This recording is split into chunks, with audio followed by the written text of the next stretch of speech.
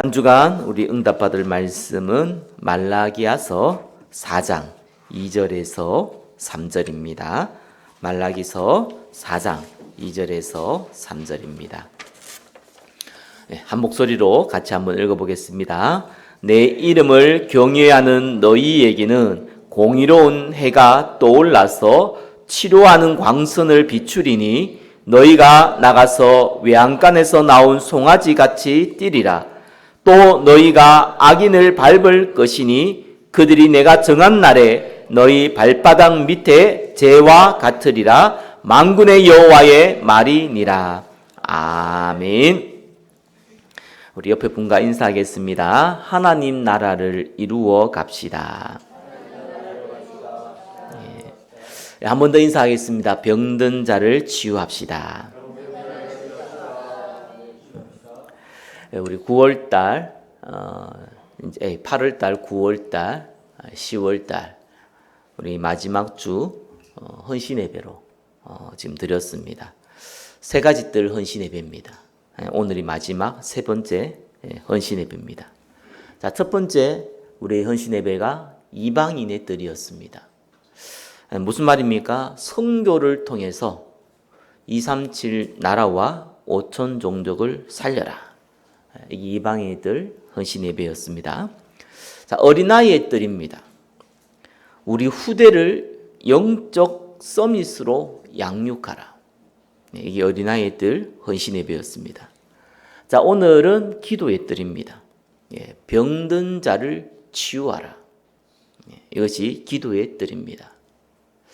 자, 이방인의 뜰, 어린아이의 뜰, 기도의 뜰, 이 단어가 성경에는 딱 단어를 적어 놓지는 않습니다.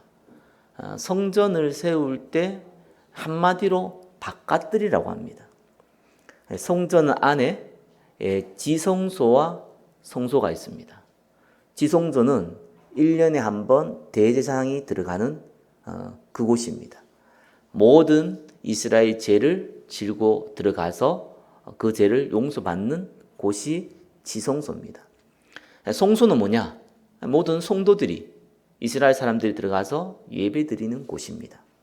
그럼 바깥뜰은 뭐냐? 이방인인데 유대교로 이 하나님을 믿겠다고 전환한 사람들. 시간이 좀 걸려요. 근데 하나님께 예배드리기를 원하는 이방인들이 있습니다. 또 병든 사람이 있습니다. 또 어린아이들이 있습니다. 그 사람들이 성소에 못 들어갑니다. 그래서 바깥뜰을 만들었습니다. 거기에서 예배를 드린 겁니다. 예수님께서 성전에 들어가서 채찍을 만들어서 장사하는 사람의 상을 뒤엎었던 사건 잘 아실 겁니다. 아니 그러면 교회 안에 뭐 큰 교회 가보면 자판기도 있고 식당도 있고 다 뭐 서점도 있는데 그런 거 만들지 말라는 거냐? 그 말이 아닙니다. 그 장사했던 곳이 어디냐니까 바깥뜰입니다. 하나님이 가장 관심 두고 있는 그곳. 바로 성교의 장이요, 어린아이의 장이요, 병든 자들이 모이는 그 장. 그 개를 싹 다 없애버리고 장사하는 곳으로 만들었어요. 그래서 예수님이 채찍을 들고 상을 뒤엎은 겁니다. 그 바깥들의 중요한 세 가지가 바로 이방인, 또 어린아이, 또 기도입니다. 기도의 뜰입니다. 그렇게 나누어서 우리가 헌신 예배를 드렸습니다. 자, 오늘은 기도의 뜰, 치유와 관련된 메시지고 또 치유에 대한 플랫폼을 반드시 교회는 만들어야 됩니다.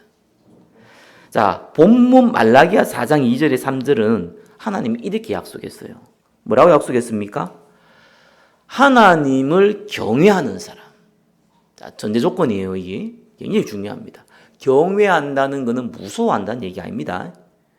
경외한다는 말은 무서워할 만큼 존경한다는 얘기입니다. 존경의 극치를 경외라고 합니다. 자, 그 경외하는 자에게 하나님이 뭘 비추겠다고요?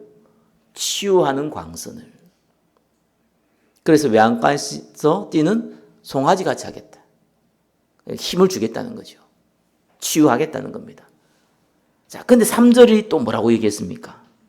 그리고 이 치유받은 자는 어떤 일을 하느냐? 악인을 밟을 것이다. 무슨 말입니까? 사단을 무릎 꿇게 할 것이다. 사단을 밟아 버릴 것이다. 그 말입니다. 자, 그러면은 성경의 말씀대로 우리는 하나님으로부터 어떤 질병을 치유받아야 되고 어떻게 치유할 것인가 알아야겠죠. 자, 성경은 육신적인 질병이든지 정신적인 질병이든지 영적인 질병이든지 상관없이 치유하겠다고 분명히 약속했습니다.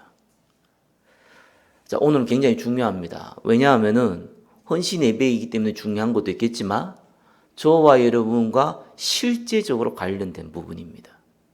질병이죠. 가족, 여러분 개인.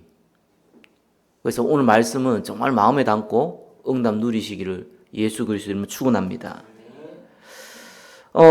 대표적인 성경 구절이 오늘 읽었던 본문이고요. 또 출애굽기 23장 25절에는 네 하나님을 섬겨라. 너희 하나님을 섬겨라. 그리하면 여호와가 너희의 양식과 물에 복을 내리고 너희 중에서 병을 제하리라. 성경 약속하고 있어요. 믿으시기 바랍니다. 예수 믿으면 병 낫냐? 지금 이 얘기 하는 게 아닙니다. 그리고 저와 여러분 같이 복음 가진 전도자에게는 뭘 주겠냐 하니까 치유하는 권능도 주겠대요. 마태복음 10장 1절에 뭡니까? 더러운 귀신을 쫓아내며 모든 병과 모든 약한 것을 고치는 권능을 주시니라. 저와 여러분에게 병든 자를 치유하는 권능을 하나님이 주셨고 저와 여러분 받았음을 믿으시기 바랍니다. 믿으면 하나님의 영광을 보게 됩니다. 마가복음 16장 17절 18절 잘 나와 있죠. 병든 사람에게 손을 얹은 즉 나으리라. 믿으시기 바랍니다. 질병은 크게 세 가지 있습니다. 육신적 질병, 정신적 질병, 영적 질병이죠. 물론 불신자는 영적 질병은 인정하지 않습니다.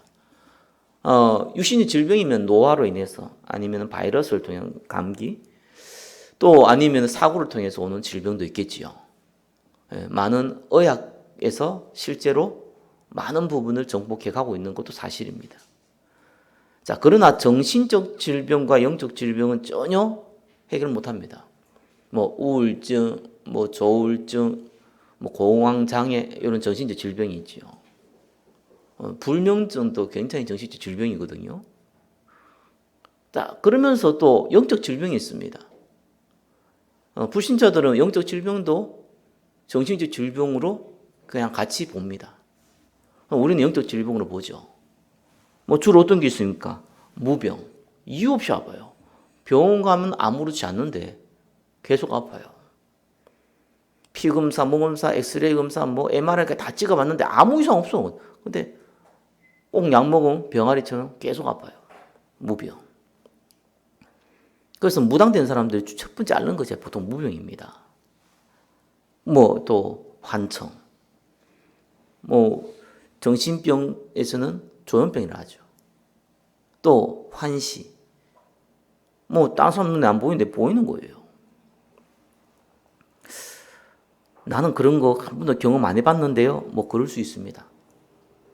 근데 많습니다. 어려움 당한 사람 너무 많습니다. 물론 세 종류의 질병은 딱 구분 안 돼요. 왜냐하면 육신적으로 너무 어렵거나 질병이 심하면요. 이게 정신 문제와 영적 문제에 연결됩니다. 정신적으로 굉장히 고통당한 사람은요. 그 육신의 문제도 오고요. 영적 문제도 와요. 또 영적으로 어려움 당한 사람도 동일합니다. 육신의 문제, 정신 문제 같이 옵니다. 복합적으로 오게 되죠. 그러나 굳이 구분한다고 이렇게 구분하는 겁니다. 특별히 정신적인 질병과 영적인 질병은 굉장히 밀접하게 연결되어 있어요. 정신의 질병은 뇌의 문제거든요. 영적 질병은 영혼에 대한 문제예요. 굉장히 연결되어 있죠. 절대로 현대의학은 손도 못 댑니다. 혹시 뭐 우울증 걸리거나 뭐 공황장애 걸려서 병원 가보신 분들은 잘 알죠. 그 주는 약이 있습니다. 그죠? 그거는 먹어본 사람은 압니다. 뭐 저는 안 먹어봤는데 사람 몽롱하게 만듭니다. 그죠? 좀 잊게 만들죠. 약간 바보처럼 만들어 버립니다. 그래서 극한 행동을 하지 못하도록 만들어 줍니다. 그 정도 약입니다. 치료하는 약이 아니죠. 자, 이런 질병을 어떻게 합니까? 멀리 볼 필요 없어요. 일단 당장 저와 여러분에게도 정신적, 영적으로 어려움 당했고 당할 수 있고 당할 거거든요. 또 어떤 면에서는 온단 말이에요. 정도의 차이는 있을 뿐이지 오게 돼 있어요. 여러분 가족도 마찬가지고요. 그러면은 이 질병을 또 우리 육신의 질병은 또 병원이 많이 있고 현대의학이 많이 발달되어 있기 때문에 많은 도움을 받을 수 있잖아요. 그러니까 정신적인 질병과 영적 질병은 완전 다른 얘기거든요. 자, 오늘 말씀을 통해서 저와 여러분 본인뿐만 아니라 가족을 치유하고 또 이 교회를 치유하는 플랫폼으로 만드는 주역 되시기를 예수 그리스도의 이름으로 축원합니다. 자, 1번 성경적 치유예요. 세상의 치유와 성경적 치유는 사실상 완전 다릅니다. 성경적 치유는 뭡니까? 일단은 정신적, 영적인 걸 좀 한정해서 보겠습니다. 이 성경적 치유가 뭡니까? 첫 번째 보니까 창조 원리를 회복하는 것이 치유의 첫 번째 방법입니다. 이사야 43장 21절에 뭐라고 했습니까? 이 백성은 내가 나를 위하여 지었나니 나를 찬송하게 하려 하심이라. 물고기는 물에 살아야 되고요. 나무는 땅에 뿌리를 내리고 살아야 됩니다. 왜 그렇게 해야 되냐? 하나님이 그래 만들어 놨어요. 그걸 따지면 곤란하죠. 인간은 하나님과 교제하면서 살도록 창조해 놨습니다. 이게 치유의 첫 번째 원리입니다. 그래서 불신자에게는 치유라는 게 없습니다. 죄송한 얘기지만 있을 수가 없습니다. 창조 원리 일단 안 맞습니다. 하나님을 떠나 있습니다. 성경의 목적이 뭐라고요? 영혼 구원. 다르게 표현하면 뭡니까? 하나님을 만나는 거예요. 또 하나님 만나니까 눈으로 직접 보고 귀로 듣고 그거는 저기 이상한 단체에서 얘기한 거고 성경에서 하나님 만나는 건 뭡니까? 그리스도 그분이 나의 주인이 되는 거죠. 그 믿음의 고백입니다. 절대로 불신자는 치유될 수가 없는 이유가 뭡니까? 모든 인간은 아담과 하와 이후로 원죄에 빠져 있어요. 죄가 아닙니다. 원죄입니다. 정확하게 얘기하면. 저와 여러분 지은 죄가 아닙니다. 첫사람 아담과 하와가 하나님 떠난 죄입니다. 반드시 모든 후대는 영적 유산으로 하나님 떠납니다. 원죄 가지고 태어납니다. 원죄는 하나님 떠난 죄입니다. 절대로 하나님 만날 수가 없습니다. 그 운명이 사단에 잡혀 있습니다. 어떻게 치유받습니까? 어떻게 살 수 있습니까? 그래서 어떤 면에서는 저와 여러분이 잘 알아야 됩니다. 불신자는 행복하게 살다가 지옥 가는 게 아닙니다. 불신자는 지옥 같은 인생 살다가 지옥 갑니다. 그게 불신자입니다. 저와 여러분들은 하나님의 백성입니다. 여기서 완전히 해방받은 사람입니다. 예수 그리스도를 인정하고 믿을 때 그때 눈에 안 보입니다. 우리의 주인은 그리스도로 바뀌는 겁니다. 우리의 영혼은 생명책에 기록되는 겁니다. 영원토록 그리스도께서 우리와 함께 하겠다고 약속하셨습니다. 그때부터 치유가 시작됩니다. 제가 목사다 보니까 아무래도 영적으로 어려움 당하시는 분들 많이 만나게 됩니다. 제일 제가 많이 듣는 질문 몇 번 얘기 드렸잖아요. 어떤 질문 하냐니까 돈이 얼마 드냐? 이거 첫 번째 물어요. 그래서 돈 받아가지고 많이 하는가 보죠. 무당들, 법사들, 그죠? 또 목사도 마찬가지인 것 같고. 두 번째 많이 듣는 질문이 뭐냐니까 테마 행위를 어떻게 하냐는 거예요. 아무래도 무당 가면 곧 하잖아요. 그죠? 스턴 중에 물 뿌리잖아요. 그죠? 또 교회도 가보니까 머리 안수하면서 밀어 제끼고 때리기도 하잖아요. 그걸 물어요.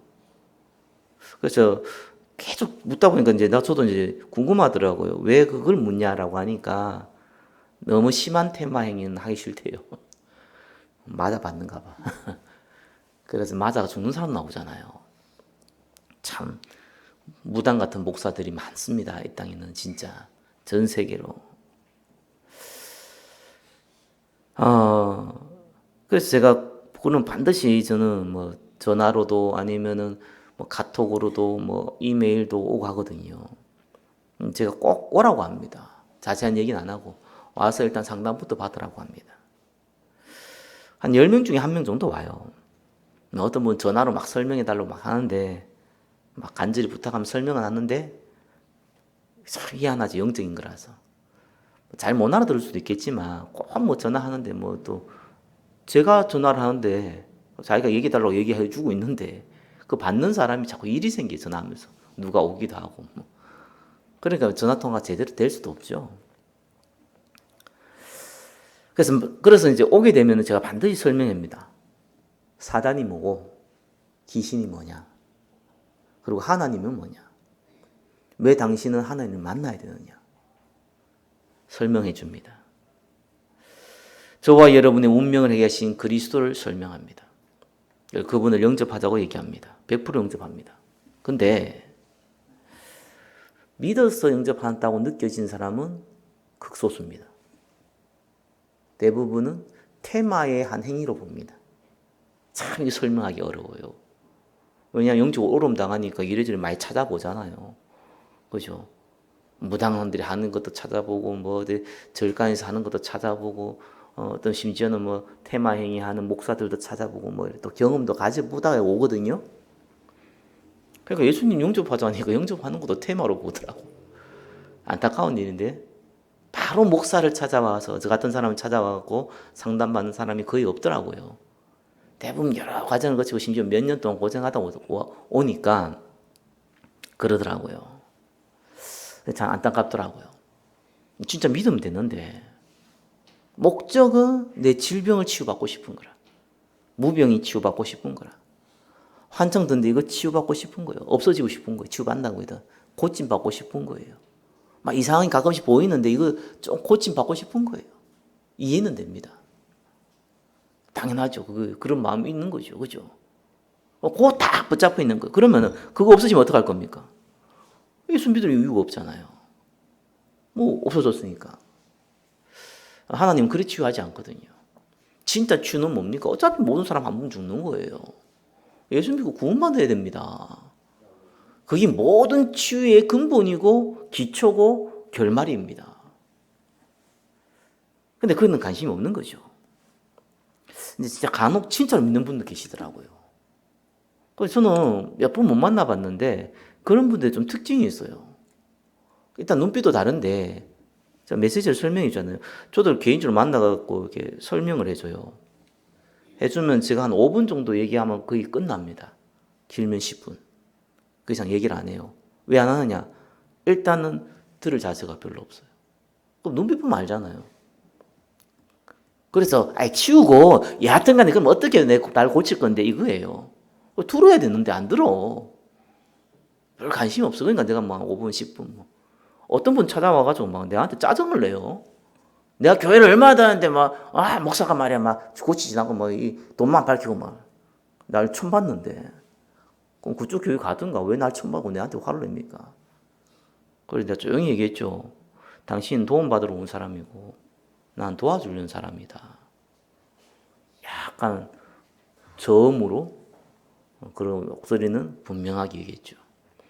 그럴 때만 조용하더라고요. 네가 얘기 더 하면 어떡하냐.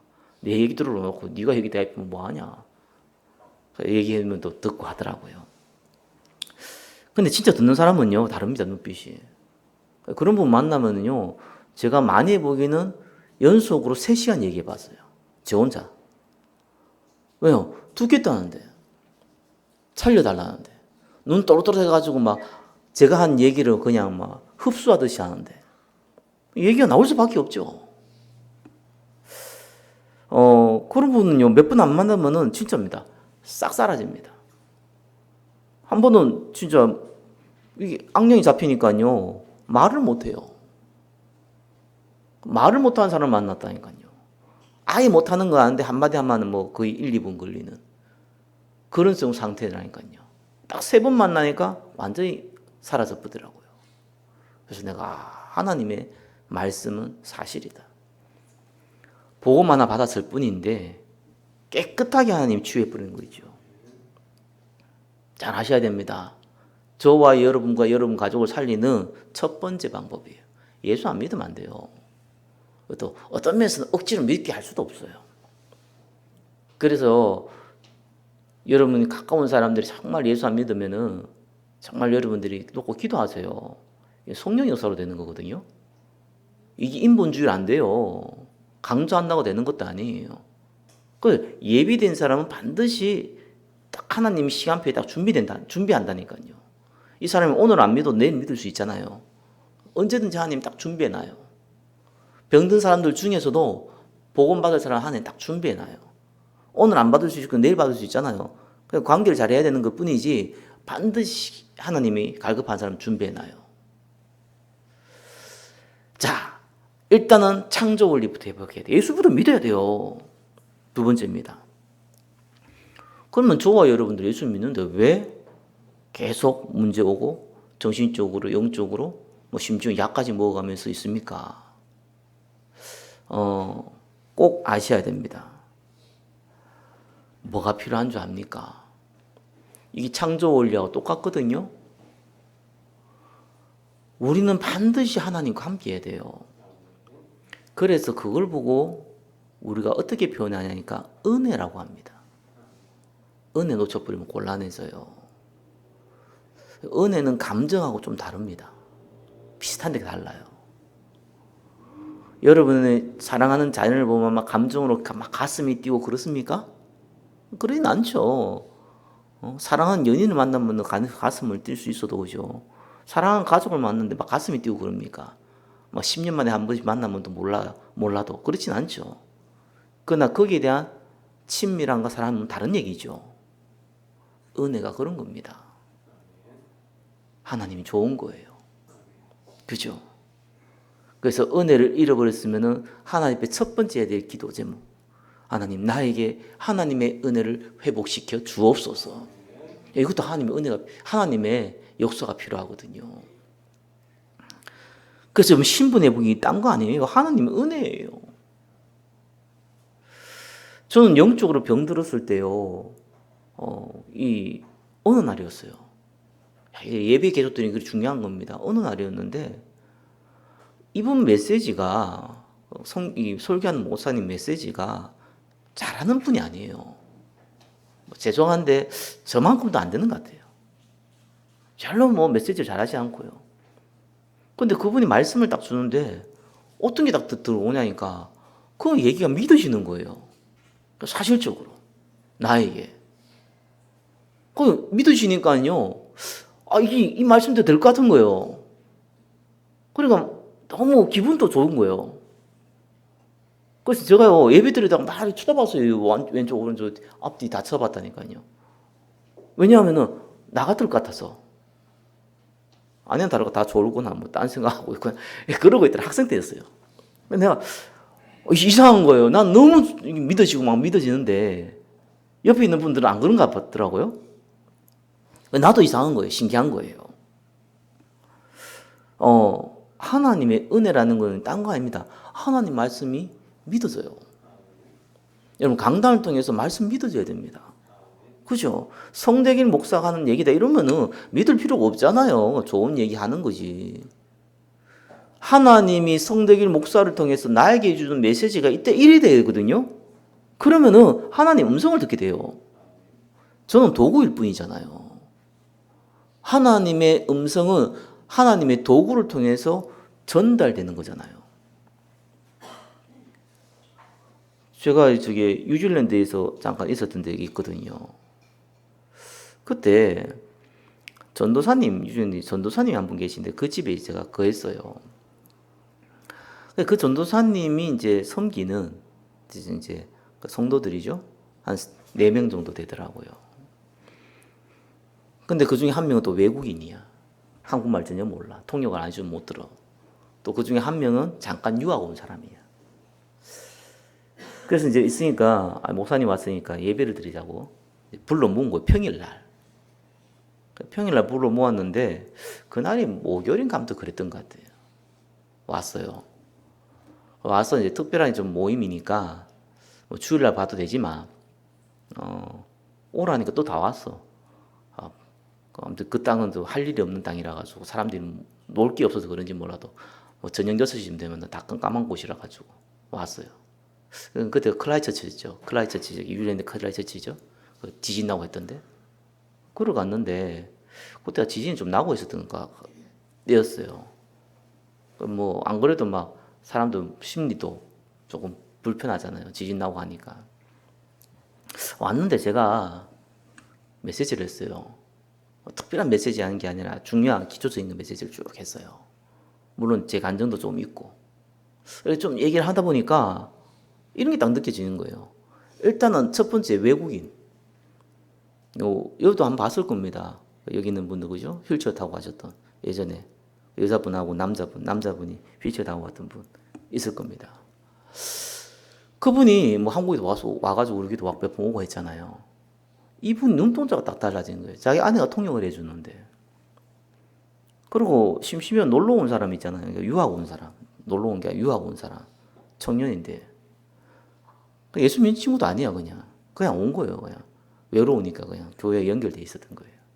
왔는데, 아니, 뭐, 그때야 뭐, 저 합쳐 6명 밖에 더 됩니까? 메시지를 하는데, 딱 분위기가 어떠냐. 이렇게 얘기를 하면, 여러분 눈동자보다는 좀 10배 정도? 메시지를 막 받고 싶고, 막 받아들이는 그런 분위기인 거예요. 그런 건 희한합니다. 말씀 전하는 사람도 달라져요. 저도 달라져요. 그럼 막 메시지 하고 이러는데 이게 멈출 수가 없는 거예요. 제가 멈출 수가 없는 게 멈추지 못하게 하는 거예요. 할 수 없이 계속 하게 되니까 계속 분위기란 게 그렇거든요. 졸거나 뭐 딴 생각과 딴 데 쳐다보면은 저도 빨리 끝내야 될 거 아니겠어요. 서로를 위해서. 그죠? 집중해서 듣는 데는 어쩔 수가 없대요. 하다가 시간 보니까 3-4시간이 지난 거예요. 그 다음날 또 했어요. 너무 막 성령의 바람이 확 불더라고요. 그럼 몇 명 안 되는데요. 그래서 제가 한국 돌아가서 그 얘기를 했어요. 이런 일이 벌어지더라. 자, 은혜 없는 사람들이 어떻게 소문내느냐. 송대길 목사가 대여성부 불러놓고 반 죽여놨다. 메시지 3-4시간 하면 반 죽는 거다. 이 사람이 그걸 모르는구나.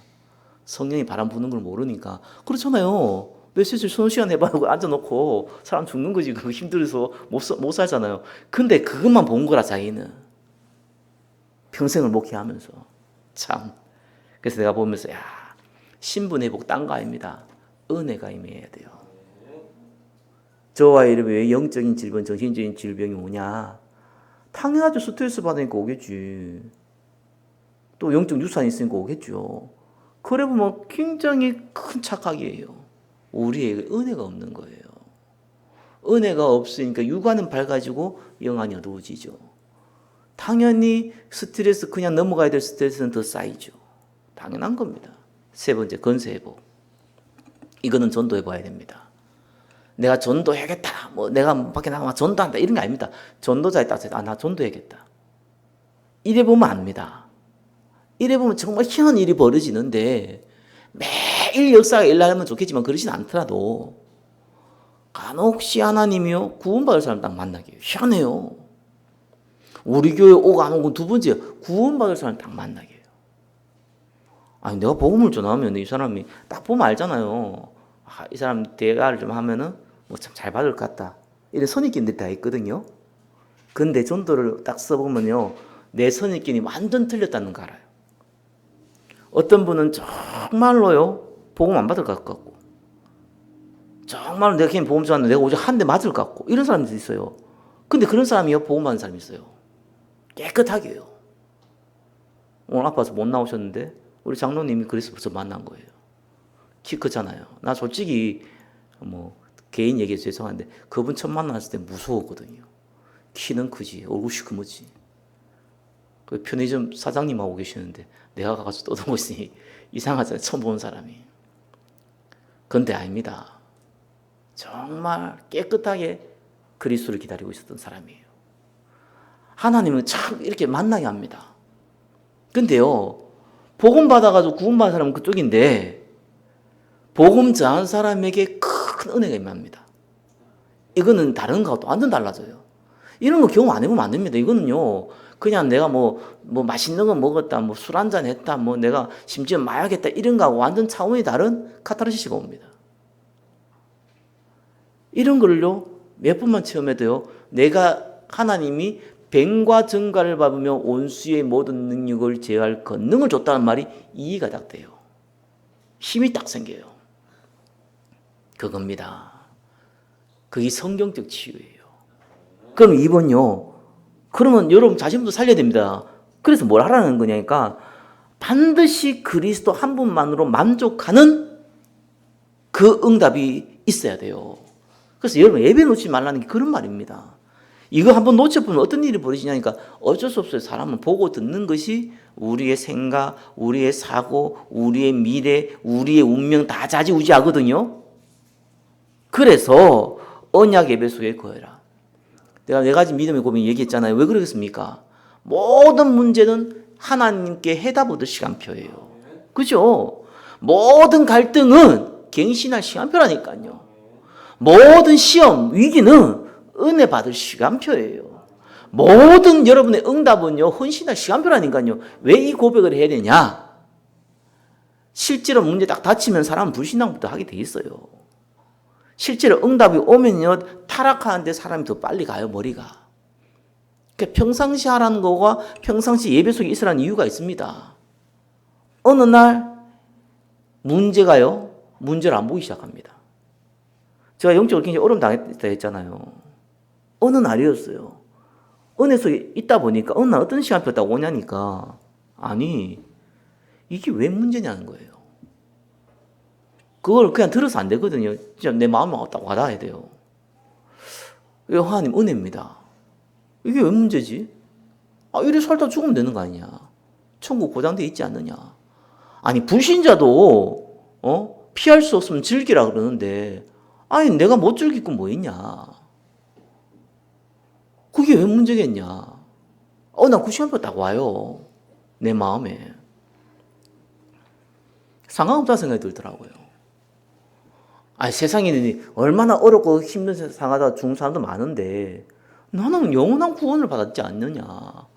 그리고 그리스도께서 이 문제를 알고 있지 않느냐. 나는 하나님의 백성이지 않느냐. 그럼 뭐가 문제가 되겠냐. 이게 참 하나님 은혜죠. 그런 고백이 나올 때부터 완전히요 싹 흑암이 무너지더라고요. 나중에 보니까 내가 이런 문제 있었나 이런 생각이 딱 들어요. 여러분 그리스도 한 분만으로 만족하는 언약 예배 속에 있기를 예수 그리스도는 축원합니다.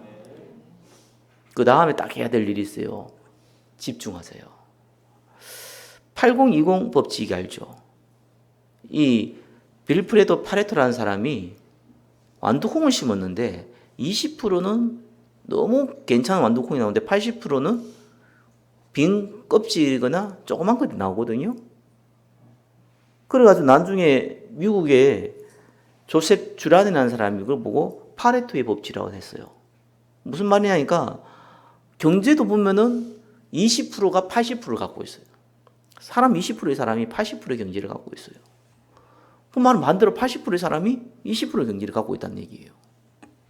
또 사람을 딱 보면은요, 이건 그냥 관찰한 과학이죠. 에너지를 굉장히 많이 쓰는 것 같은데 실제로 효율적으로 쓰는 시간은 20%밖에 안 되는 거예요. 그리고 20%의 그 시간을 효율적으로 쓰는 사람은 80% 효과를 얻는 거예요. 영적으로 동일합니다. 당연하죠. 우리의 집중이라는 한계가 있잖아요. 그래서 저와 여러분이 가장 좋은 시간, 가장 집중하기 좋은 시간에 그 20%를요. 어디에 집중하느냐? 그게 저와 여러분의 미래를 좌지우지합니다. 진짜입니다. 그겁니다. 이 안 보이는 하나님 나라 임하느냐 안 임하느냐 찾는 곳은 나오거든요. 그래서 예수님이 이 승천하시기 전에 약속하신 거예요. 예루살렘 떠나지 말라. 그 말은 다르게 보면요, 긴장 상태에 있으라는 거예요. 왜요? 지금 당연히 예수님 제자들 지금 잡아 죽이려는 그 분위기이기 때문에 거기 있으면 언제 잡혀 죽을지 몰라요. 긴장할 수밖에 없죠. 그게 20%의 시간입니다. 어떤 면에서 저와 여러분이 약간 위기가 있고 문제가 있을 때요, 가장 좋은 시간표예요. 그때가 위기가 좀 지나면 뭐가 될 것 같은데 안 그렇습니다. 그때가 제일 좋은 시간표입니다. 그 시간대 예루살렘 떠나지 말고 내가 약속한 거 기다리라 그랬거든요. 하나님 나라를 기다리라 그랬잖아요. 그래서 마가다라방에서 기도하잖아요. 그걸 잠깐 며칠 했는데 성경에 뭘 얘기하고 있습니까? 성령이 역사가 일어나 버리는 거예요. 그죠? 그걸 보고 우리는 집중 기도라고 하는 겁니다. 막 집중해서 우리가 기도하자 이 말이 아닙니다. 가장 좋은 에너지 있을 수 있는 그 시간표, 아무 때나 하는 거 아닙니다. 그 시간을 잡아가지고 하나님 나라가 임하도록, 흑암의 권세가 무너지도록 기도하는 겁니다. 저와 여러분이 정말 살아야 돼요. 그러면 마지막에 뭡니까? 결국은 저와 여러분들 이거 한 이유가 뭡니까? 나를 살리고 다른 사람 살리는 생명운동하기 위해서잖아요. 그래서 현장 지교회를 만들거나 참여하라. 이건 도전하는 거거든요. 신앙생활 평범하게 해도요, 하나님은 구원받을 사람을 만나게 하는데, 도전하게 될 때는 하나님이 예비된 제자를 만나게 하세요. 그죠? 저와 여러분보다 더 응답받을 사람들을 만나게 하세요. 그리고 저와 여러분을 통해서 응답받도록 만드세요. 거기에 도전하시라. 세 번째죠. 그래서 교회는 많은 영적 문제 있는 사람을 사실상 돕는 플랫폼입니다. 그죠? 물론 교회의 본질은 복음을 보전하고 복음을 전달하는 겁니다. 그러나 거기에는 중요한 사역 중에 하나가 많은 병든 자, 어디 갑니까? 육신의 병든 자는 병원 가면 되지만 영적, 정신적인 병든 자는 갈 데가 없어요. 그래서 사고 터뜨려요. 그래가지고 어디 절간 가가지고 지금 이상한 짓 하다가 귀신 들리고 저 어디 명상하다가 전부 다 귀신 들리고 그러고 있잖아요. 교회에서 이걸 놓치면 안 됩니다. 반드시 교회는 병든 자 살리는 기도의 뜰이다. 그래서 우리 교회는 전략적으로 세 가지를 합니다. 이거 놓고 기도하세요. 24 기도되면 이 응답 옵니다. 첫 번째, 영적 문제 치유할 미션홈. 두 번째, 요양원. 제가 이걸 왜 했냐니까, 이 시스템이 왜 필요하냐니까 가두어서 하는 거예요. 그죠? 함께 살아야 돼요. 요양원은 왜 필요하냐니까, 저는 개인적으로 노인분들 전도해 보니까 예수 안 믿는 사람이 있잖아요. 복음 받을 때 있잖아요. 정상적인 사람은 1시간이 필요 없으면 30분 설명하면 이해를 합니다. 근데 제가 노인을 만나보니까요, 교회를 안 다니는 사람, 복음 모르는 사람, 노인 만나서 설명을 하는데 제 개인적인 경험은 그래요. 절대로 못 알아들어요. 이해 자체가 안 돼요. 이해가 안 되는데 예수를 믿는다는 것 자체가 불가능하잖아요. 물론 하나님의 은혜가 있지만 이해가 돼야 될 거 아니에요. 믿고 안 믿고는 그건 하나님의 은혜고 시간표지만 먼저 이해는 해야 될 거 아니겠어요. 뭔 말인지를. 그래서 시간이 걸리더라니까요. 정상적인 젊은 사람이 30분이면 이해될 거를 제가 볼 때는 최소한 3달이 걸려요. 같은 얘기를 반복하면서. 그래서 시스템이에요. 이거 어떻게 합니까? 치유미시면은 아파트 빌려 만들어서 하면 되고요. 요양원도 다 만들어 놨어요. 요즘 보니까. 얼마더라? 1억 5천 주고 권리금 주고 사면 돼요. 물론 경제가 없으면 못하는 거지만 경제는 저는 그렇게 생각합니다. 너무 황당한지 아니야 이렇게 생각하는데 안 그렇습니다. 하나님이 경제의 주인입니다. 그러면은 해야 될 시간표가 되면은 사람도 붙이고 그걸 헌신할 사람도 붙입니다. 그죠? 저와 여러분 마음을 다 보셔야 돼요. 이건 굉장히 중요하거든요. 이거 안 하면 안 됩니다. 진짜 이 영적 문제인 사람들은 사고 치시고요. 특별히 노인분들은, 특히 요양 오시는 노인들은 알잖아요. 얼마 3달 이상 못 가요. 거기 다 가야 돼요. 천국. 지옥 가면은. 그죠? 마지막 하나님 만날 수 있는 기회입니다. 이거 해야 돼요. 교회에서 해야 돼요. 세 번째 장애인 중앙활동센터 같은 경우는 잘 알다시피 이거는 성대길 목사에게 준 사명이고 동시에 겨자지 교회에 준 사명입니다. 살려야 됩니다. 이건 가족을 살려야 돼요. 가족이 지옥입니다. 가족 살려야 돼요. 왜? 너무 어려운 현장인데 너무 좋은 밭입니다. 복음 언제 받습니까? 행복하고 기쁘고 즐거울 때 받습니까? 안 그래요. 그래서 하나님은 고통도 주는 거예요. 의도적으로. 힘들고 어려울 때 복음 받습니다. 언제 하나님 능력 체험합니까? 막 축복받고 막 기분 좋고 할 때 여러분들 하나님 능력 체험합니까? 아니에요. 대부분 거의 다 어렵고 힘들고 위기 만났을 때 하나님 능력 체험합니다. 그래서 하나님은 의도적으로 그렇게 몰고 갑니다. 구원받으러 준비된 사람도 그걸로 몰고 갑니다. 영적이든지 정신적이든지 육신적이든지 몰고 갑니다. 그래서 그 중에 복음 받을 사람을 하나님이 예배해 놓고 만나게 하시는 겁니다. 말씀 맺겠습니다.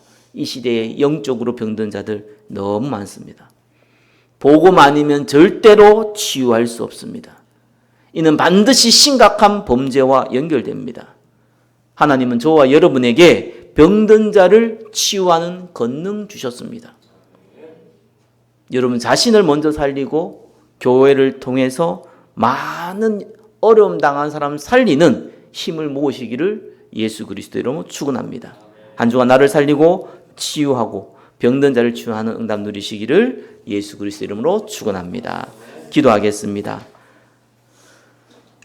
나를 살리고 병든 자를 살리는 기도의 뜰의 응답을 누리게 하옵소서. 예수 그리스도 이름으로 기도드립니다. 아멘.